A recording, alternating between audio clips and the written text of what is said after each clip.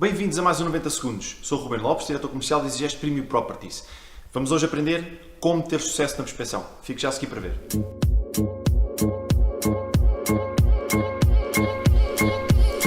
A prospeção é o bicho-papão, digamos assim, aquela atividade, aquela parte do trabalho no imobiliário que grande porcentagem das pessoas que trabalham no imobiliário não gosta de o fazer. Mas todos sabemos que sem prospeção nada acontece. E é muito importante nós conseguirmos tirar este estigma, digamos assim, da prospeção e contornar de forma a que as coisas sejam mais fáceis. Eu costumo dizer aos nossos consultores aqui da Exigeste que quando vão para a prospeção não podem pensar que agora vou 2 horas fazer prospeção, agora vou 1h30 fazer prospeção relativamente a tempo. Eu acho que isso é um erro. Nós, quando vamos fazer prospeção, temos que meter na cabeça que vamos falar com pessoas. Temos que encontrar pessoas que nunca falámos. Temos uma regra chamada a regra dos 15. Regra dos 15. Temos 15 contactos diários, de segunda a sexta, são 5 dias, dá 75 contactos semanais.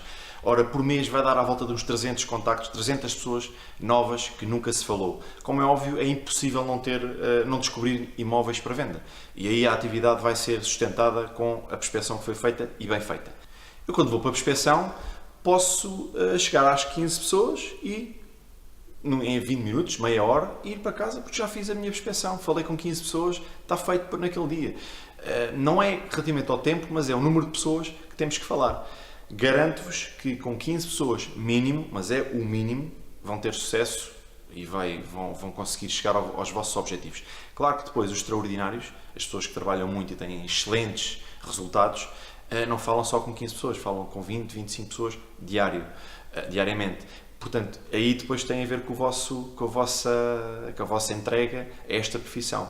Relativamente aos horários a fazer prospeção, isso tem que ver para onde vão, com as zonas rurais, por exemplo, convém que seja durante o dia, durante a manhã, a hora do almoço, as zonas onde são dormitórios mais ao final do dia, que é quando as pessoas estão a chegar a casa, convém escolherem muito bem os horários para não desmotivarem em irem para uma zona e não encontrarem ninguém, e não conseguirem encontrar nem as 15 pessoas que está estipulado no mínimo.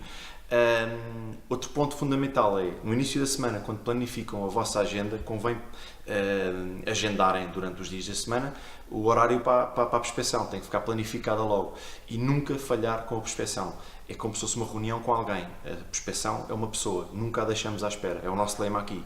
Portanto, ficam aqui as dicas relativamente à prospeção, façam muita prospeção porque a partir daí vem o sucesso. Até o próximo 90 segundos.